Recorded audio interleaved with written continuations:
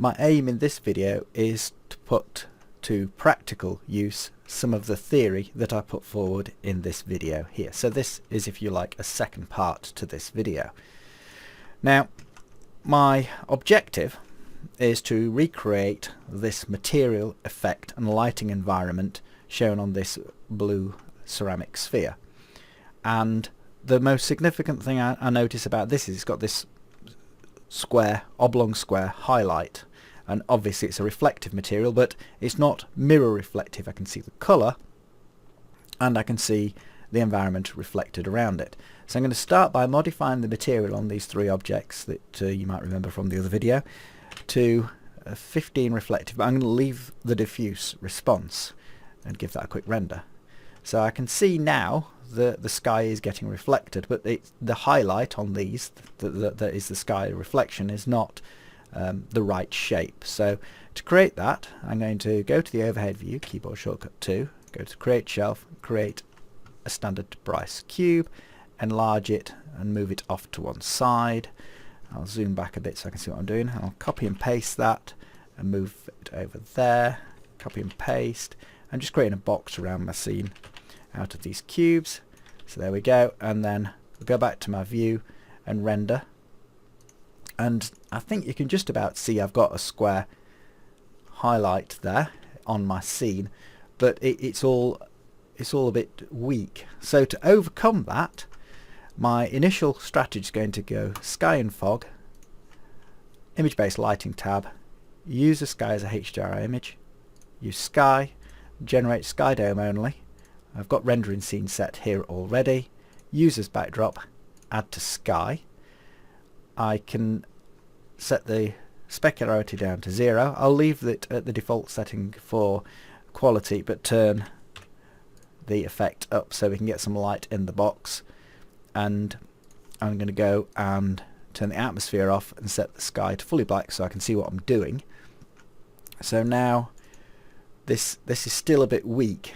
We've got some light coming into the box through the square hole, which isn't really like our scene, but I'm mostly concerned about getting this square highlight sorted out first of all. And if I have a look at my picture, you can see it's quite bright there. So I'm going to go into image-based lighting again and modify the intensity. So even though this sky is just this Bryce sky low dynamic range, we can push it beyond its normal range by modifying the intensity. So if I increase the intensity to 10 or 20, I'll get a brighter highlight. Now obviously it's affected that quite significantly, but it's mainly to get the effect of this bright square. That's good. So the sun's going to be in this, but since it's outside this box, it's not really a significant problem. But what is perhaps a significant problem is it's got these lots of shadows being cast in here, and it's all a bit ugly, the effect.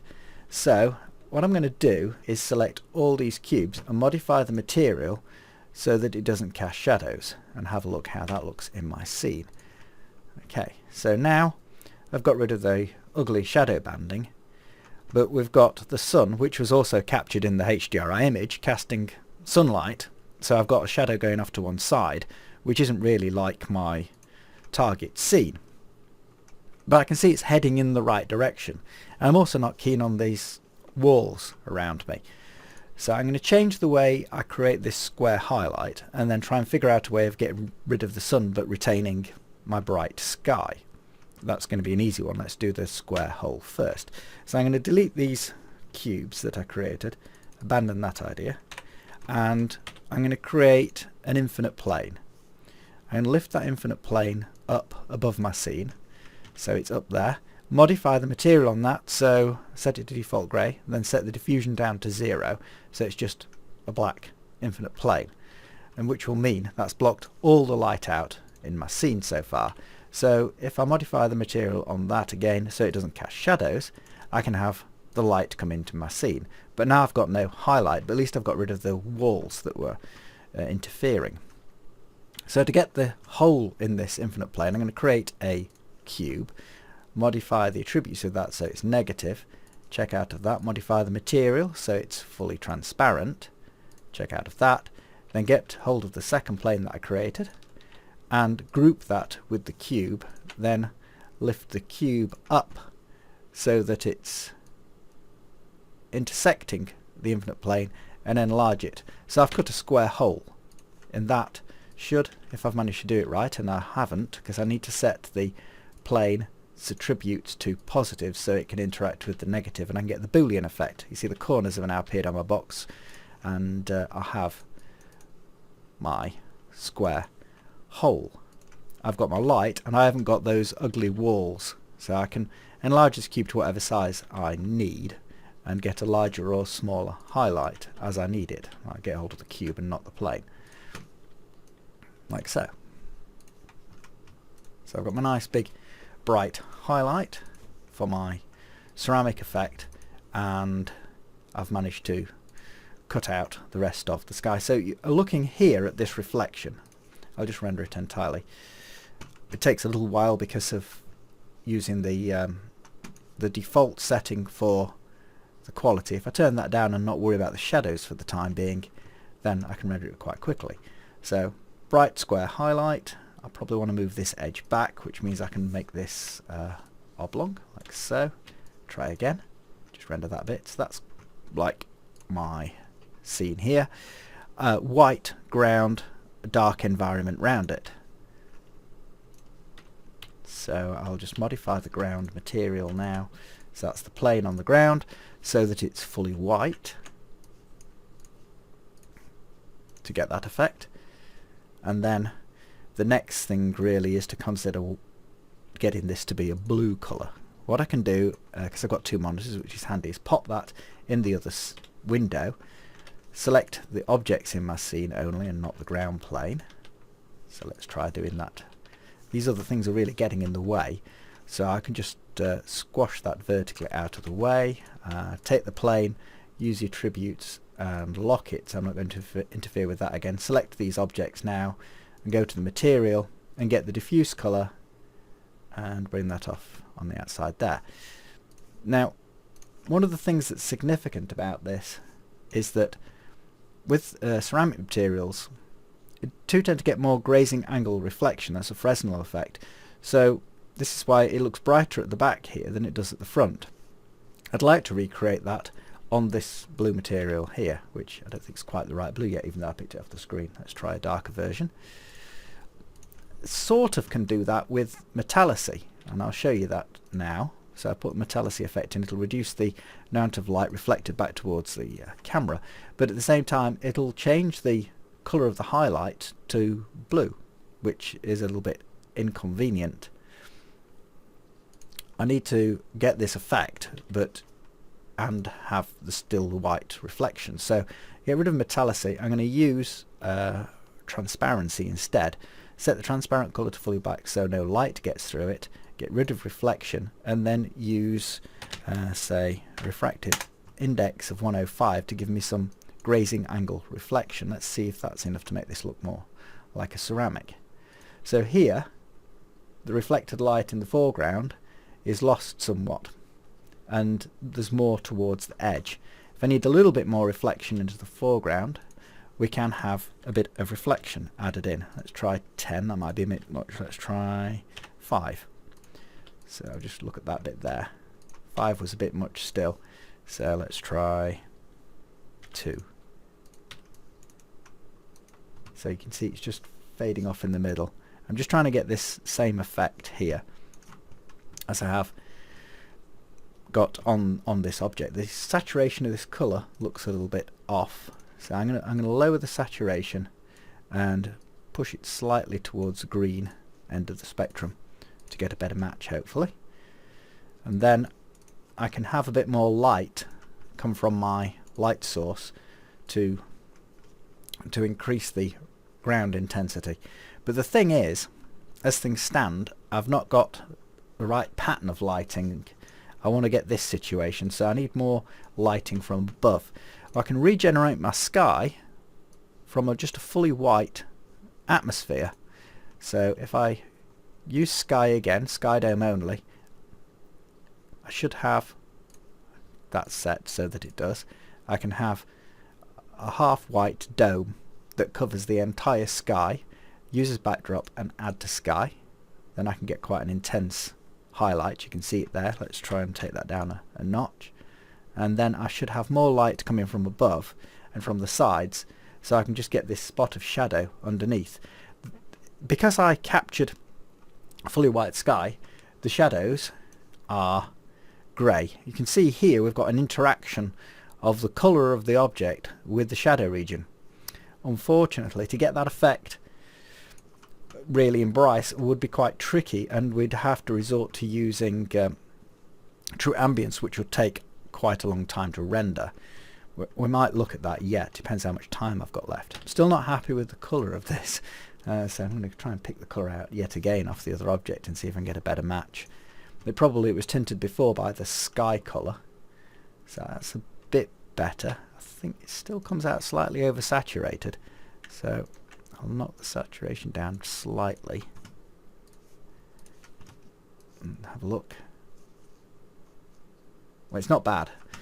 Right, so in this case, obviously the horizon here, I'm getting some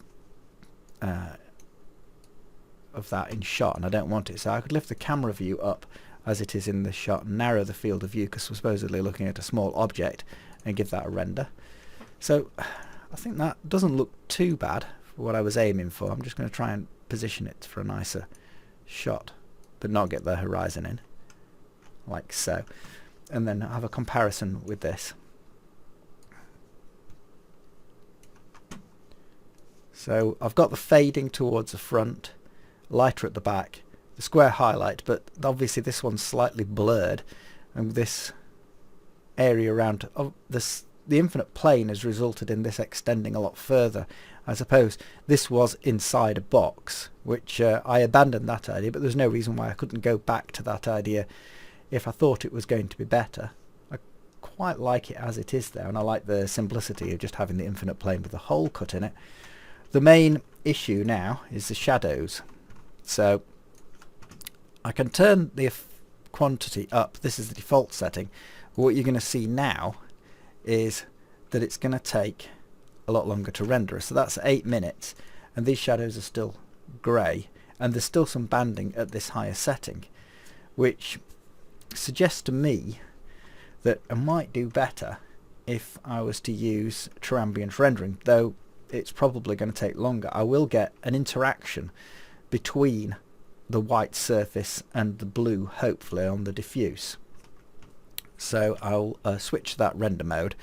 I'll get rid of HDRI effect, so we have no light output, and turn the quantity down. I'm not going to use shadow casting at all. Oh, that should have been set at 100.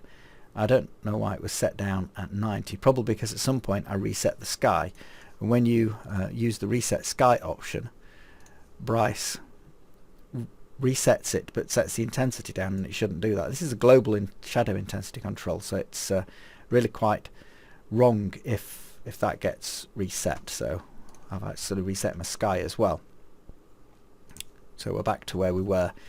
Right, lighting wise, what I was thinking of, it's easy enough to reset the atmosphere off, set it to fully white, go into image based lighting, use HDRI image, sky dome only, use sky, use as backdrop, add to sky, get rid of effect and specularity, turn the quality down. Sunlight's disabled already. Give it a quick preview. You can see we've got our highlight going. It probably could do with being a bit brighter than that, so I'll take that up to say 15 to get my highlight going. So that's just the reflective property itself that we've got set up. Now I'm going to use premium effects, so render options, premium effects, true ambience, set it down so that it'll render in reasonable time. TA scattering correction is set, boost light is set the maximum ray depth down to 4, give that a render. We've got a lot of noise in this scene. Now the noise is because the aperture for it to gather light from the sky is small, so a lot of the time it's seeing the black around it, but you can see that the quality of the render and the render effect has gone up, but it's going to take a while to render, and we might struggle to get rid of all the noise. So I'm going to do a test of a small area at 256 rays per pixel and just test down here and have a look. So you can see the blue is appearing around the base there, which is good because that's the blue I was looking for, but the noise levels are a little bit high. I'd like to do something about that without ruining the lighting effect, which I feel is quite good. So if I was to provide more general lighting, but I don't want to affect what's reflected. I really like what I'm seeing on the reflections here. So it's a difficult balance to strike. I'll go into render options and turn this down to 16 again and try and be crafty and introduce a gel light. So I'm going to create a standard light source here. So I'm going to use a parallel light. This will be nice and flat. I'm going to squash it and expand it, so it's going to provide me with a lot of general lighting over a wide area but be quite flat. Lift it up towards skylight. Now this, because it's a light source, will be invisible to the render engine as far as viewing it directly with the camera is concerned, but if I change this, I can just change its family group and say no, it's not an ordinary light source, or soon won't be. If I change this to a gel light by modifying its properties, so I'll get rid of any normal light output, set it to true ambient light source, then use gel, procedural, reset it to default grey, so I'm in full control of what it does, and give it full ambient output, not diffuse. Now I want to see the light coming from the sky, so I want transients to see the light as well as being able to see through it, which won't be seen by the camera. So first of all, I'm just setting it as an ambient output, and I'll show you the difference now. So I'll check out of here, use sky and fog to provide full global ambience, switch to my camera view and give it a quick render. So you can see the light's a lot flatter and this distinct shadow region's disappeared. By making it completely solid, when I reset it to default grey, what I've done is I've prevented the transience light from travelling through the material. The reflected light is, because the camera can't see a light source, but transients can see that light source. So if I go back to modifying the material for this and turn off shadow casting, that should mean that the transient light will get through. Maybe it hasn't. I'll try another option, maybe it's just not bright enough. So go into the material and make it transparent. Let's give that a shot. I know one of these options, so that's it. So by being transparent, not casting shadows. Even I can't remember everything about the lighting properties in Bryce. There's so many options. But anyway, hopefully we'll get in there by trial and error. We'll get in some of the light coming through the aperture that I've created, that true ambience light is gathering, and we've got so much from the gel light. Okay, we've got quite a lot of light now. But if you look at this original one, we have quite a lot of light with this anyway. So this is a good combination. Maybe I liked it when there was a little bit less light, but we can always modify the global ambient colour here so that we've got control of the amount of light, or we can go into the material and modify the material output in the gel light. So here I've got a sort of a compromise situation where we've got so much light coming through. The thing about having the general lighting from the gel light that's ambient is that it will help combat the noise. The noise is occurring because we've got a small aperture, and at say this point here might see that aperture and be white, or it might see somewhere else and be, well, it would only get the light intensity from whatever it happens to be looking at. If it looked inside the dragon's mouth, it'd be quite dark. So this is our problem with the noise and where it comes from. So we've set up our scene now. We've got our material properties set with appropriate levels of reflection. We've got the shape of our highlight. The last thing really is the fact that this is softened.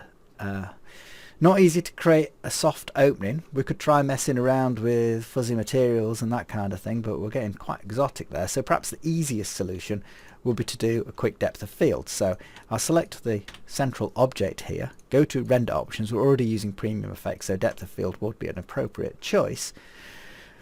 Set that to current selection, which sets the focal length. We've got a large lens radius, so that's really going to give us a narrow depth of field, so that should give us some softness on that. Now if it's not doing so, we can be crafty and move this further away. So lift this up and then enlarge it so that the area is about right, and then that should appear softer depending on the depth of field we get. working. Because we've got a convex surface, it will tend to sharpen it up anyway, so we might need to experiment with a larger lens radius, and that's already quite a large lens radius. So let's take that up to 0.2 and see if that gives us what we're looking for. That's softened it up just a little bit. How things look on there, that's okay. We'll get some depth of field effect on these distant things. So it seems to have got quite a bit brighter, probably because of opening that up. So that's getting back to what we see in our example, though this material is not quite as bright. I like this effect. The problem with our large lens radius is that it's now affected the focus on these objects, which is a shame. So I'm probably going to have to abandon that idea because I don't want it to be that extreme. Go back to 1. Another way, I'm just looking at how that's still out of focus there, would be to pull the camera back, narrow the aperture a bit, and then go to the render options. I need to get a target. There we go. Render options, set to current selection, and that should modify our depth of field so we can get that a little bit more in focus, hopefully. I'm not being a photographer, I'm not quite sure of the impact of all these things. I'd like the dragon's face to be in focus, so I create a target sphere, so a standard Bryce sphere, modify it so that it's hidden, and then place it where I want the depth of field to be in focus. Zoom in a bit on the dragon's nose, and then because that's selected, render options, set to current selection, check out of that, and gives that a quick render. So that will put that in focus. The only other thing I could do would be to blur the reflection slightly, which is another premium effect, so we'll give that a go. It's quite tricky to control, but we'll do it. Blurry reflections, check out of there. It's controlled through the material channel of the object, so the blurriness is due to the specular halo value, so this value here. So if I don't want it too blurred, I turn this value up a bit. Now I think I've told you exactly wrong there. If I don't want it too blurred, I have to turn the value down. The brighter it is, the more blurred it will be. So let's take it down to there. See if I've got that right this time. Oh, not got for camera view. Let's see.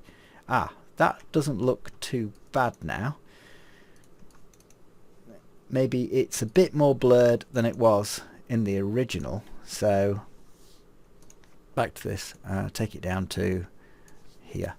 Tends to be a bit of a, I don't know, a logarithmic response, so halfway and then halfway again to reduce the effect. So that's probably quite close now, and since I've gone on for over 20 minutes, I think I should finish this off and render the scene. So I'll set my raise per pixel up to maximum value for rendering, render a small area, see if that's going to look okay and not too out of focus in parts.